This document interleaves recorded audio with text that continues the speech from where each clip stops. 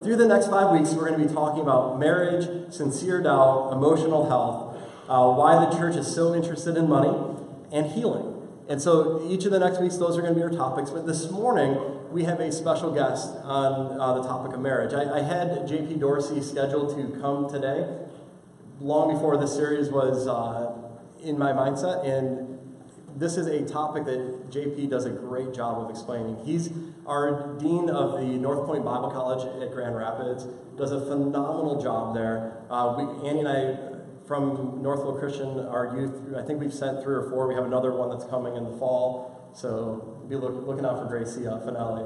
But JP is a phenomenal preacher. He's a great friend, and we just give a welcome to JP this morning.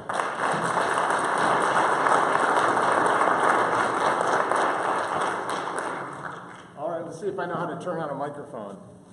I don't know if I did it right. You hear it? Yeah? No. You do. I have some saying yes and some saying no. It's by age, though. The younger ones are saying yes, so I don't know. Is it on? Yes? No? No. No. Let's try it again. Yes? No. No. There we go. Oh, we got it. Yeah? No. No. Yeah? My time is ticking away. All right. You want to look at this thing? Or you want me to... Everyone just mingle among yourselves. You're not seeing this. We don't know what we're doing. We're seeing it all. What do you think? Is that it? All right. Well, little victories. Fantastic. That was good. I feel like we're closer now, Pastor Scott. That's good. Our relationship just went to a new level. That's fantastic. Well, it is my privilege to be here this morning. I have to tell you, the longer that I stick around in ministry, the more you appreciate people who are life givers. Scripture says that Jesus came that we might have life and have that more abundantly. And how many know there are just a lot of people around that do not give you life, they take life from you. Any of you don't point to the person next to you if that is who it is. But I just appreciate that. And I will tell you, as he mentioned, we have a bunch of students at North Point that were in their previous youth group. And I will tell you, they are giving life to people that are around them. And all I know is that bodes well for what the Lord is going to do here at the Shores Church. And just my privilege to be with you guys. I look at the legacy that you guys have, and I know that's just going to continue. So awesome job, and congratulations to y'all on having a wonderful pastor and a rich future as you step forward. I just love it. Yeah, go ahead. Why don't you do that?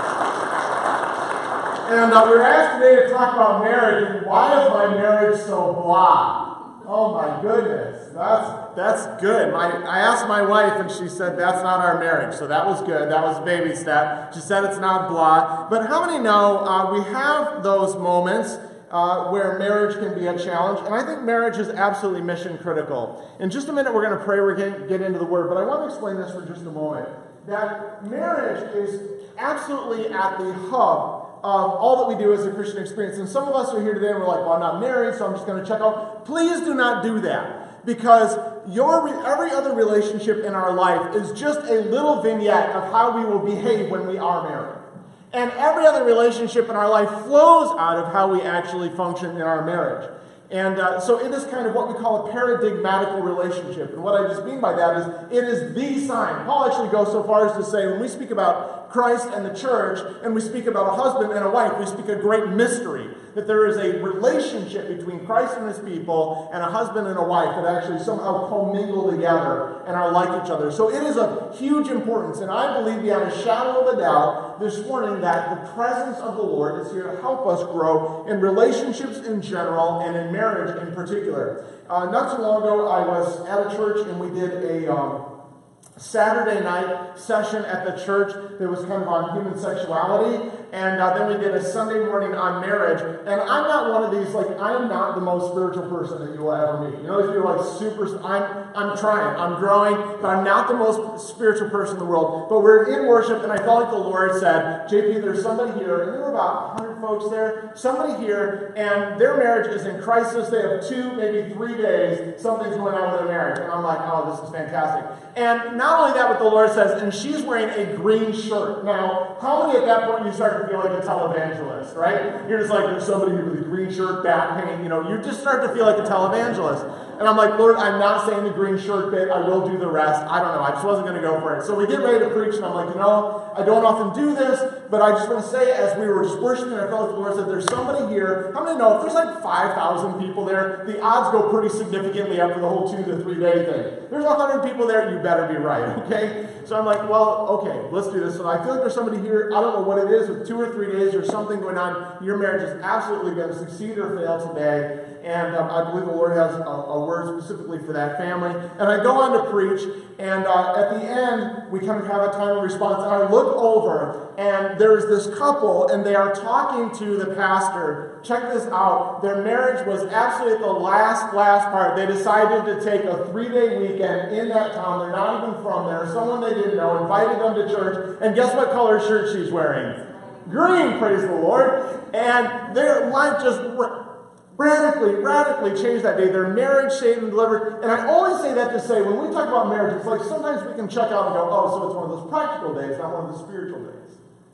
And I want to encourage us to believe, as we talk today, that the Holy Spirit is present, and that the Holy Spirit is active, and who knows what miracles He could do in our midst today as we ask this question, why is my marriage so blah? That's a great question. All right, why don't we pray? Father, we thank you for today. We thank you for Scripture. I thank you for this great church. I thank you for the history and legacy of this great people's impact over time, and I thank you for the future.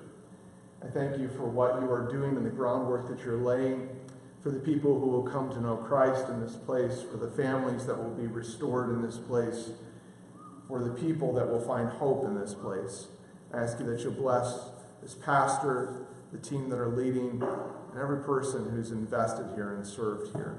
I ask that in Christ's wonderful name. And everybody said, Amen. Okay, one thing I do need to tell you before we get going, and I assume it was on my bullet points and I didn't get it back with revisions. So about the last 10 minutes, we are going to talk about marriage and sexuality just a little bit. I tell you that in case you need to emotionally prepare and pray. Or something like that, or if you need to escape, that's fine.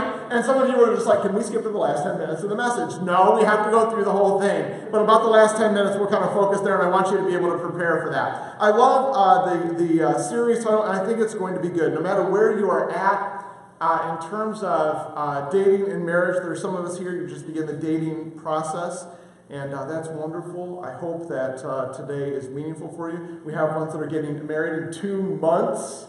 2 months. So everything I say that's going to be a challenge, they're going to be like, that's not going to happen to us. That's not going to happen to us. And that's okay. Have your optimism. It's awesome. I celebrate with you. And others of us maybe have just gotten married, and as I talk, we're going to be nudging each other and be like, we're nailing this thing. We're nailing that's not phenomenal. And others of us have moved into our marriage, and we are progressing forward, and we have had some of the ups and downs and the ebbs and flows. And no matter where you are at in your relationship, though, I think probably everybody in here has had some kind of a romantic relationship, and you remember what it's like at the beginning, right? It's amazing.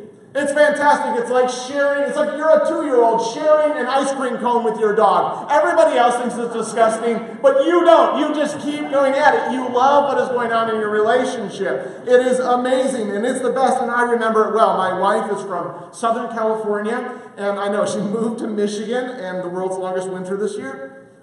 She moved to Michigan to be a children's pastor at a church where I was already serving as the youth pastor, and it was a great sovereign move of God in my life at that time. She'd been there about 6 months, and she liked me, and I liked her, and we started dating. And we started dating in the winter. And you may think it's silly, my wife and I just both being in pastoral ministry, and really just me wanting to guard the reputation of a woman who was not yet my wife, had made the decision, we both had apartments, that we would not be in each other's apartment together. And without someone else there. And so that didn't leave us a lot of options. So in the middle of winter, we would meet, we lived about 6 blocks apart from each other. We would meet in the middle, my wife from Southern California. She would come bundled up like Nanook of the North. I think it was like the clothing that she had was rated for sleeping outside in the Antarctic or something.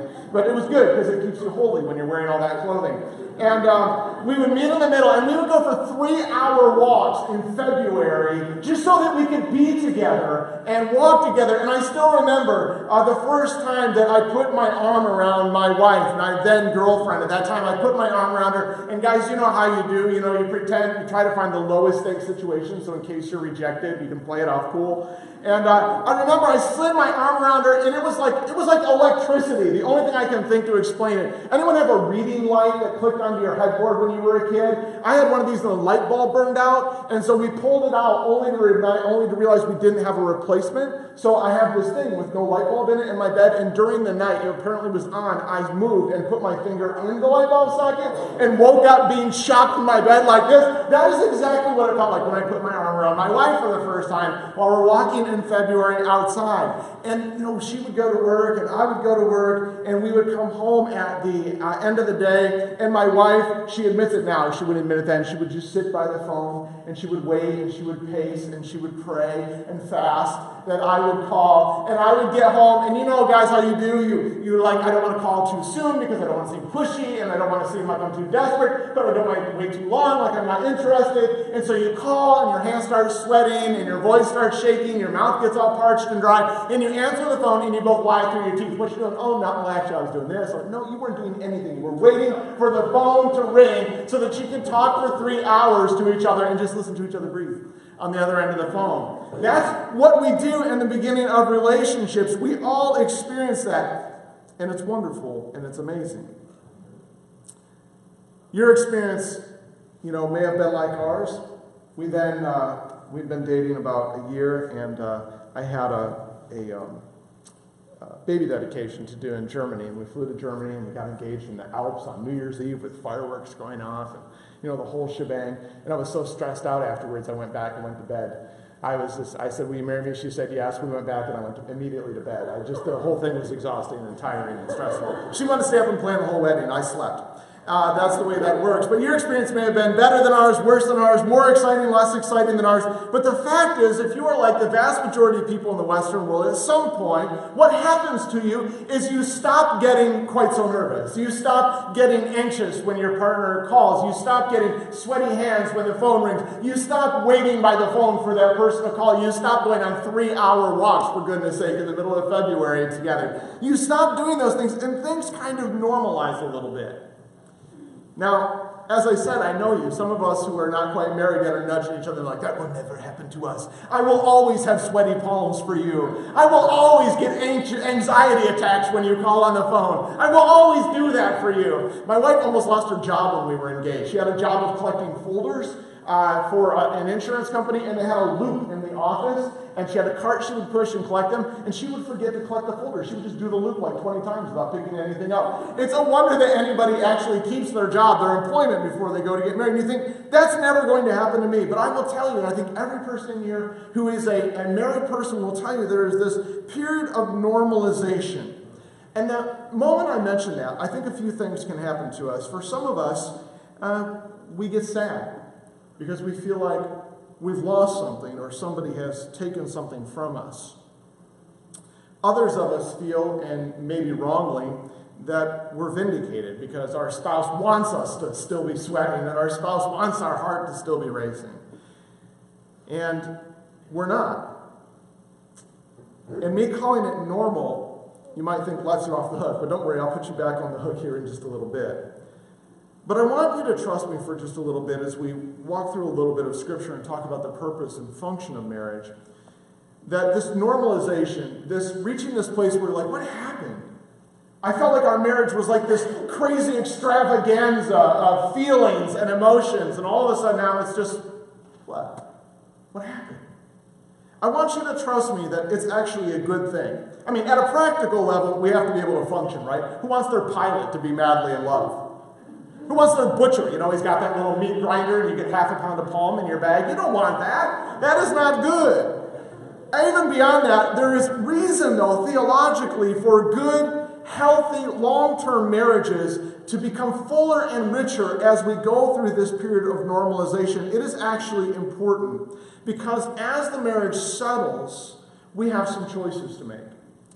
And, my wife and I have been doing marriage conferences for a long time, and I would be shocked in a room this size if we didn't have some people who, if you're being honest, you lay on your bed at night, and you wake up in the morning, and you feel like, what has happened to my marriage? That's just a real thing that we have. And we have some choices to make. We have the choice that we can settle into disappointment, and we can just say, well, I guess this is what marriage is.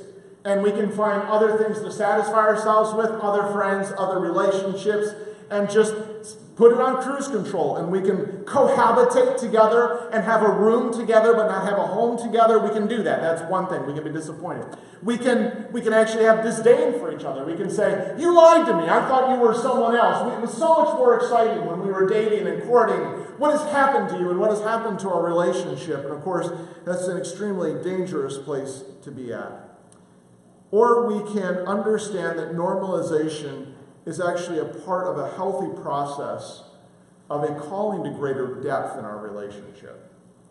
That this normalization, this feeling we feel we're what happened, that we know everything, we've experienced everything, that sort of blah, is actually a good, healthy call to depth in our relationship. And, as I said, for those of us who are not married, we probably experience this in our friend relationships, where we get to know someone, it's exciting and fun, but at some point you've done everything, you know everything, and you have to decide whether you want a deeper relationship and a more meaningful relationship or not. So what I want to talk about this morning, I want to just give us 3 ways in which this normalization process, this blah feeling that we have, can actually be the moment that catapults our marriage to a more meaningful, a more satisfying, a more helpful, and a more genuinely life-giving relationship for us and our spouse. So let me give you these 3 ideas, and we'll interact with some scripture this morning. The first is this.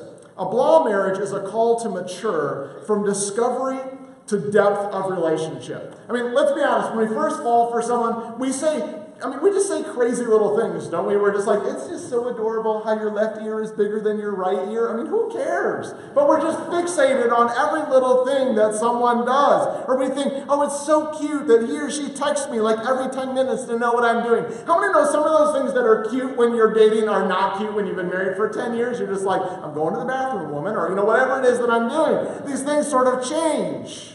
But we are in the process of discovery. And there's a reason that you feel the way you do. You are absolutely, forgive the language, but you are absolutely stoned on brain chemicals at that point in your life. In fact, we now have a brain diagnosis for it. We can scan your brain. And by the way, if you are ever dating or married to someone who recommends you get a brain scan to see whether you're actually in love with them, run away. That's creepy.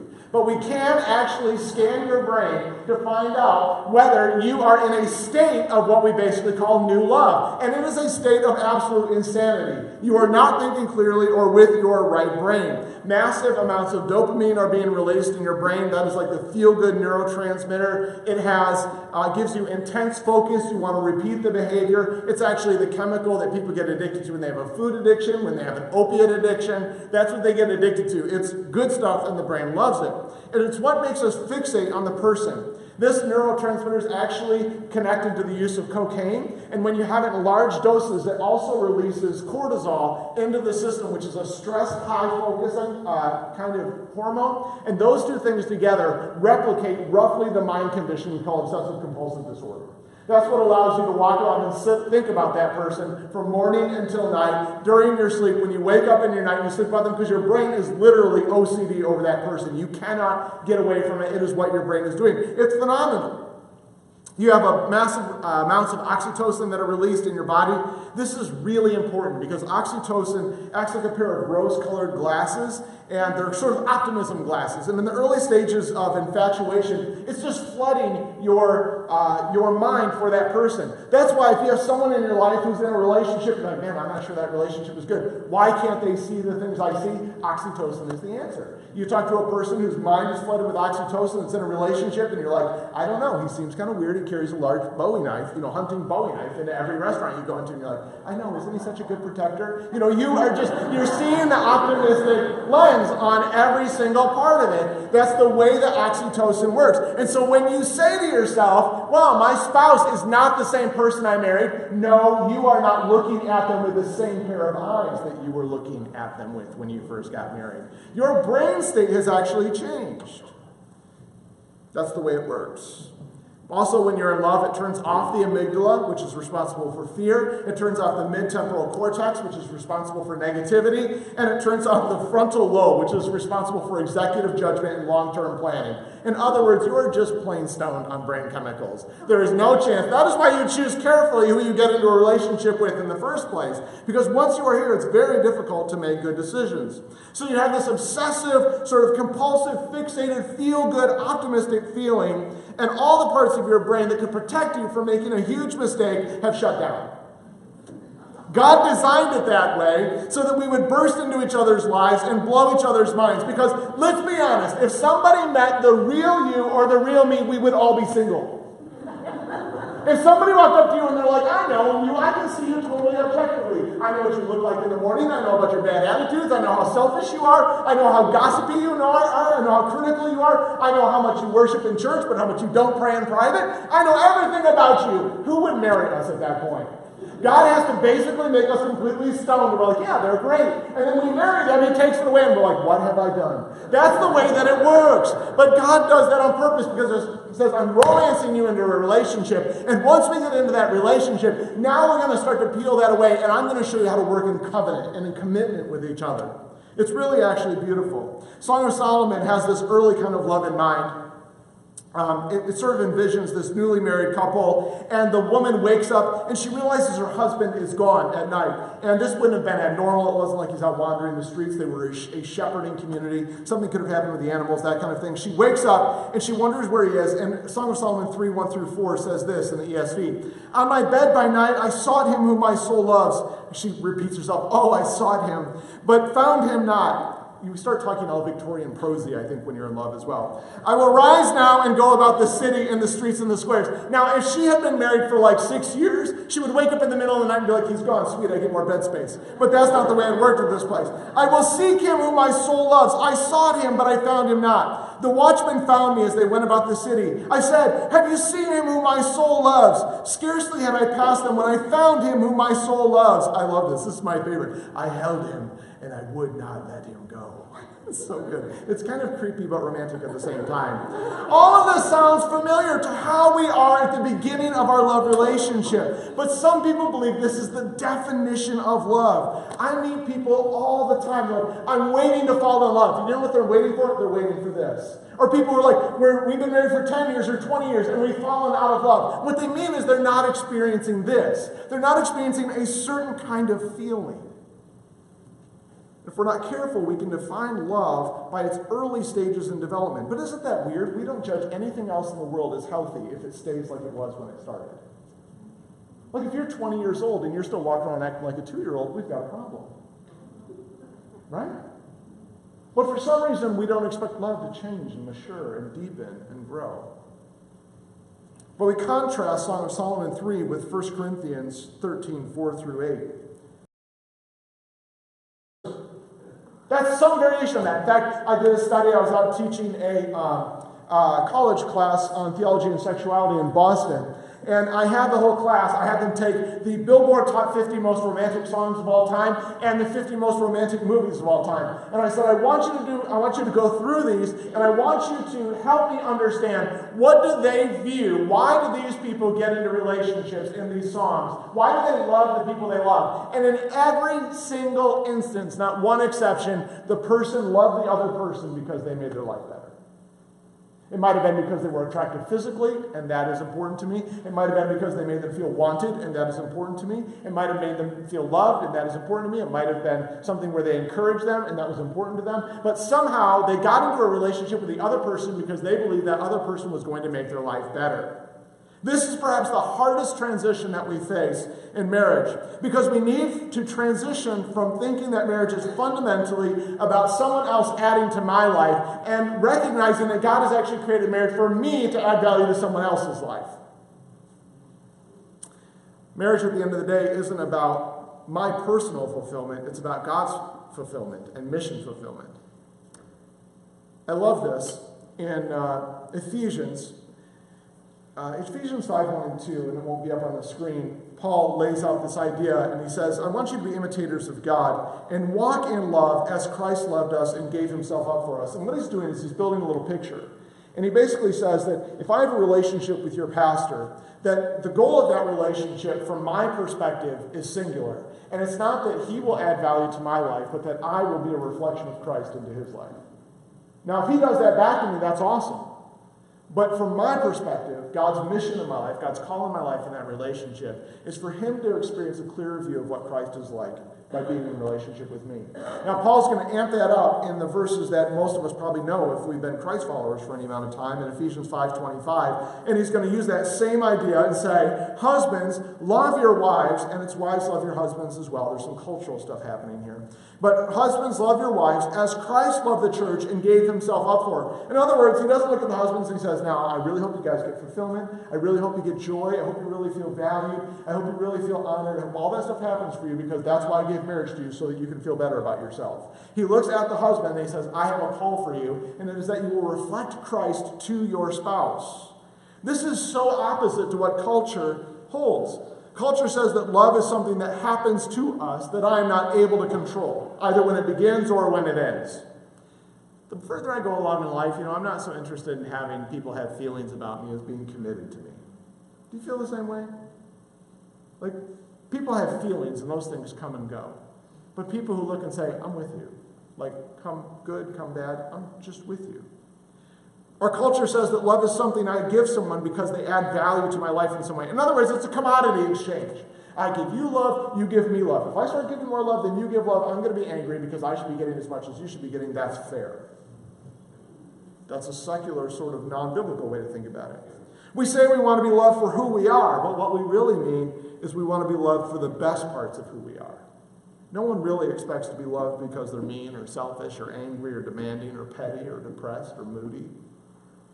But when love matures, it moves from being about my mission to taking the responsibility, the joyful and really privileged responsibility of loving my spouse so that they experience the gospel. When I wake up in the morning and look at my wife, I think to myself, I have only one job today, and it's to convince my wife that Jesus is wildly in love with her. That's my job. My job isn't to be physically and sexually fulfilled. My job isn't to feel a certain way because she's encouraged me and she's my champion. My wife does all that, and it's amazing. But my job is making my wife understand that Jesus is wildly in love with her, committedly faithful to her. For me to convince her, in spite of all her doubts and fears, that God is exactly who he said he is and will behave in exactly the way they'll behave. If we predicate our happiness, our peace, and satisfaction on our spouse's treatment of us, we have put on them a burden only God can bear and turned them into an idol. Our job is simply to be so full of Christ that when our spouse blesses us, it's just overflow. It's just blessing. It's abundance above what we already have.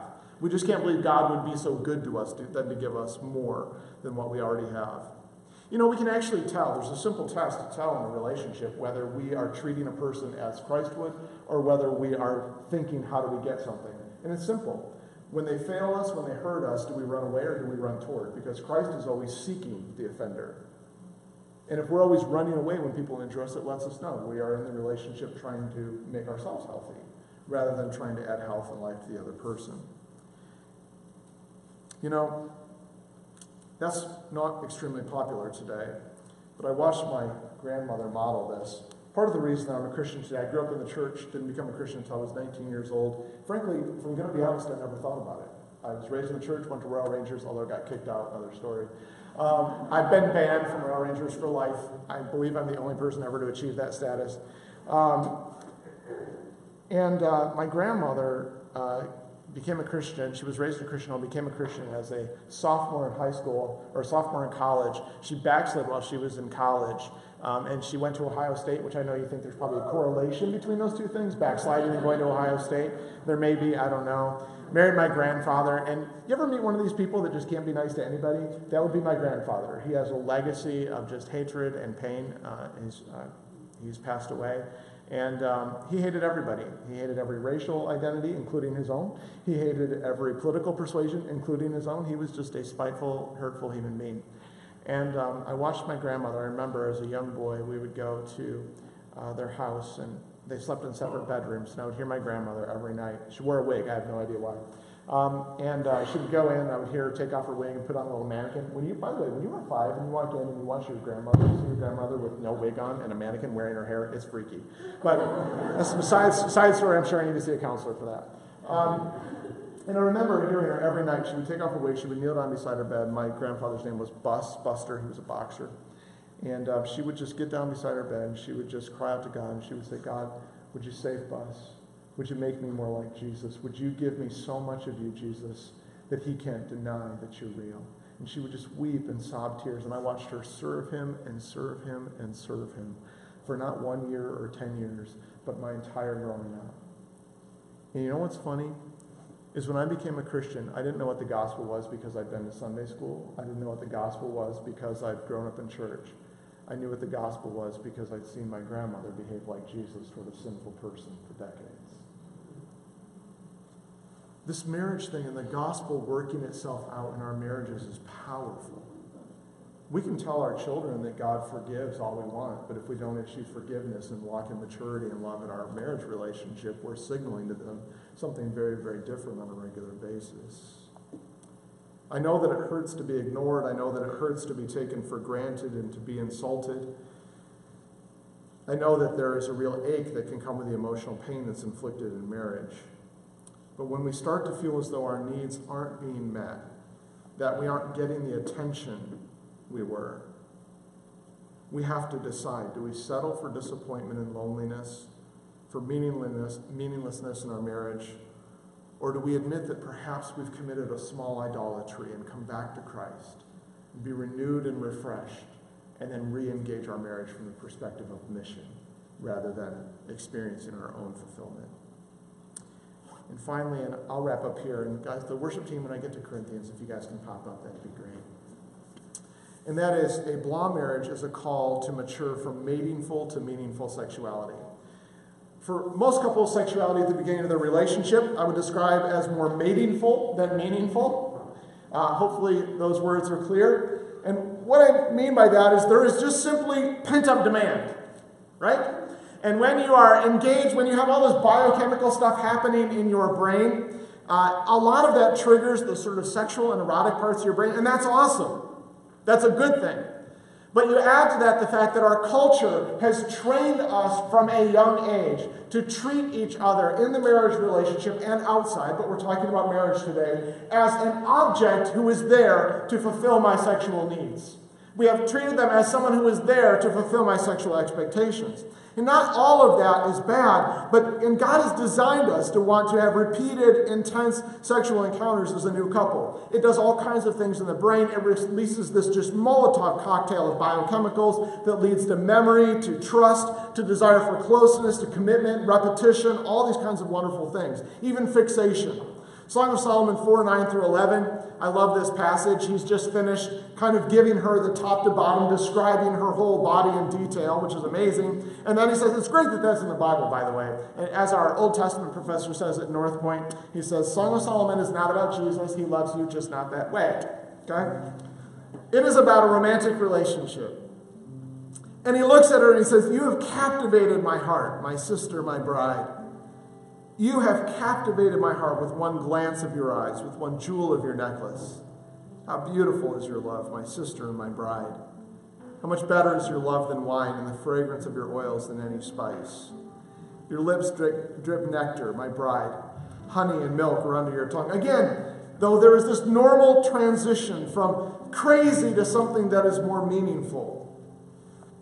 And I'm absolutely convinced that the sort of pornification of our culture, and it's not just in obvious ways. It's in any way that looks at another person and says, your job is to make me fulfilled. I'm turning you into a product that I can have that can make me okay. That our culture has trained us to view people as things, as stuff. And sexuality changes, it normalizes during the relationship, and we have choices. And you'll forgive me for being frank, but the normal trends hold that when we become to feel that our physical relationship is blah, we can be disappointed. And disappointed people either leave off and just live the rest of their lives unsatisfied, or they find another way. Use pornography or have affairs. We can become disdainful, which will almost certainly lead to those two activities. Or we can believe that there's something more at stake with our physical relationship than just pleasure. That sense of flatline that we feel is actually a call to something more meaningful. Contrast that sort of wild-eyed sexuality of Song of Solomon with 1 Corinthians 7. It says, and whenever I use this verse, I want to preface this with, some people have been really abused by this passage. They're in a relationship where their spouse has said, your body isn't your own, it's mine. That is completely out of the context of this passage. The context of this passage is each person taking ownership of their own body and giving it as a gift to the other. Gifts are never constrained. But it says the husband should give to his wife her conjugal rights, and likewise the wife to her husband. For the wife does not have authority over her own body, but the husband does. Likewise, the husband doesn't have authority over his own body, but the wife does. And what's fascinating about this, and we'll end, is that in just a few passages later, and I don't believe it's by accident, that in 1 Corinthians 11, Paul, it's interesting that we took the Lord's Supper today. Paul is going to tell the story of the institution of the Lord's Supper, and out of the mouth of Jesus is going to come very similar language. He's going to say, this is my body, and I'm giving it to you. See, that's not an accident. No one can hurt you like your spouse. I can leave here today and you can be like, that's the worst preaching I've ever heard. If I go home, my wife smiles when I get there. I texted her on the way, voice to text, don't call me. And I said, save a handhold and a long walk for me. I'm good. But if I leave here today and you all come to me and like, that was great, that was awesome, we just love you, you're amazing, and then I walk home and my wife looks at me and she gives me the cold shoulder and says, it's nice of you to be gone again this weekend. Maybe we'll get to see you next month. Now I'm going to experience pain. And what's amazing to me is that I've hurt my wife and my wife has hurt me, and yet there will come a moment in time where she will say to you, I'm not just going to let you handle my money, I'm not just going to let you live in the same house as me, I'm going to invite you into the most sacred, secret, intimate, meaningful, physical experience that any two humans will ever share together. And I'm going to do that not because you're worthy, but because the gospel works, and because Jesus loves you. And because he gave his body for me, I'm going to give my body for you. See, we can look at our relationship, whether it's our emotional relationship, our conversation, or whether it's our sexuality, we can say, oh, it's just flatline. And we can get bored, and we can find other things to do with our life, or we can understand it as a call to deeper, more meaningful relationship, something more substantial. So my call to us this morning is actually fairly straightforward. The first thing I would say is that we need to be intentional with our time together. I wish this was something that we didn't have to say, but if you're married and you don't have a regular rhythm of time together, change, grow, commit. But for a lot of us, that's not the big problem. And I'm looking at you, men. Because a lot of us guys don't like to have deep, meaningful conversations. It's not the way that we've been raised. Some of the guys are avoiding eye contact. They're being elbowed right now in the ribs. Get over it. Don't be a coward. It is the thing that will take your relationship to the next level. Your wife wants to know what you think about, what you feel, and you do. Don't be dishonest. She wants to know what you're anxious about. She wants to know what you fear for the future. She wants to know what your real hopes are. She wants to know if you could do anything, what would you do? And not only that, but she wants you to know that about her. And even in the physical, that sense of moving beyond, well, I guess, I just got to do this because it's the thing that we do, or it's a biblical thing, and, he has rights or she has rights. moving beyond it to experience each other in a physical way, in a way that reminds us that God loves us unconditionally. And the thing that's awesome about God is when he forgives, he doesn't keep a distance. He comes in close. It's beautiful and it's meaningful. So I'm going to pray for us. I'm going to turn it over to Pastor Scott and however he sees fit. My hope today, why is my marriage blah? Because you are set up right now to take your marriage to the most meaningful, satisfying, hopeful, life-giving place it's ever been. This is your setup to make things better than they've ever been before. Father, I thank you for this morning. Thanks for this wonderful folks. I know we have a conversation like this. I don't know. There's some people that are happy we're having it. There are other people who might feel uncomfortable. God, I just pray we hear your heart, that you really, in a real way, want us to grow and get better. You love marriage. You love relationships. And we want the ones we're a part of to be the best ones on planet Earth. We want them to look most like your love for us. So we ask that you give us the grace to do that today. In Jesus' name, amen.